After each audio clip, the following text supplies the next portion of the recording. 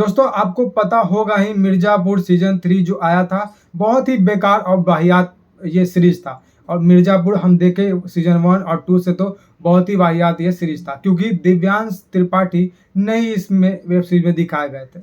और अभी मुन्ना भैया हमें इस एपिसोड 3 में बोनस एपिसोड के रोल में हमें नज़र आए। मतलब बोनस एपिसोड ये कुछ लाया गया मेकर्स के थ्रू, क्योंकि बहुत ज़्यादा उनका किरकिरी हो गया था मिर्ज़ापुर सीज़न 3 के द्वारा। उनको गाली भी दिया गया था।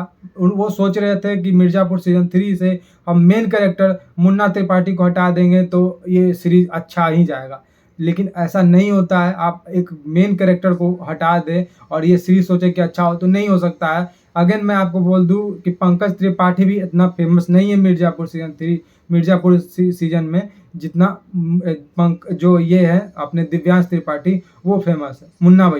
मुन्ना भैया ज़्यादा कोई फेमस नहीं है। और मुन्ना भैया जो है वो बोनस रोल में हमें नजर आए, एक चेयर पर बैठे हुए हैं, मिर्ज़ापुर के गद्दी का जो चेयर है उस पर बैठे हुए हैं, और वो बता रहे हैं जो मिर्ज़ापुर का डिलीटेड सीन हुआ है। ये कह सकते हैं कि मिर्ज़ापुर का जो डिलीट सीन है उसको रिव्यू कर रहे हैं, बता रहे हैं कि ये पंडित फैमिली क्या थी, और मतलब उनका जो दुश्मन जो था वो कैसा है, वो क्या क्या उनके बाद हुआ, उनकी पत्नी जो सीएम थी वो क्या क्या की, ये सब मतलब वो बिट्टू का ये मतलब बता रहे हैं। ये सब वो बता रहे हैं, गुड्डू के बारे में बता रहे हैं। ये सब वो बता रहे हैं जो वो मिस किए थे सीज़न 3 में, उन्हें नहीं दिखाया गया था। ये कह सकते हैं कि मिर्ज़ापुर के सीज़न 3 का डिलेट सीन को रिव्यू किया गया, और मुझे लगता है ये अगेन एक और चुतियापा कर दिए हैं मिर्ज़ापुर वाले।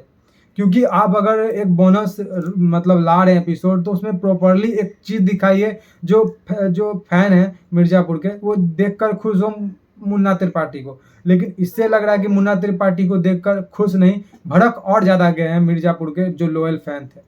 तो ये ऐसा मुझे लगता है। और मुझे लगता था कि इसका एपिसोड जो था, ये जो एपिसोड लाए हैं बोनस एपिसोड, उसमें 1 घंटे का तो कम से कम या आधे घंटे का एपिसोड होगा ही, लेकिन सिर्फ और सिर्फ 25 मिनट की इस एपिसोड का लेंथ 25 मिनट का। और 25 मिनट में सिर्फ और सिर्फ मुन्ना भैया जो मिर्ज़ापुर का डिलेट सीन था उसे रिव्यू किए हैं। ये एक हम कह सकते हैं। आप अगर देखे होंगे बोनस एपिसोड तो आपको पता होगा ही। और इसमें हमें बकचोदी के अलावा कुछ नहीं लगा। आपको अलग लग सकता है, लेकिन मुझे तो बकचोदी लगा सिर्फ और सिर्फ। ये मतलब ना लाते ये अच्छा था, लेकिन अब और भी किरकिरी कर देना ये अच्छी बात नहीं है। और इसमें हिंट भी एक दे देते हैं मुन्ना भैया कि हम आते रहेंगे, यानी कि मिर्ज़ापुर का सीज़न 4 भी आने ही वाला है। और मैंने आपको अपडेट भी दिया था कि मिर्ज़ापुर जैसे ही खत्म हुआ था सीज़न 3, मिर्ज़ापुर सीज़न 4 के बारे में भी आपको मैंने रिव्यू दिया था कि मिर्ज़ापुर सीज़न 4 आ सकता है।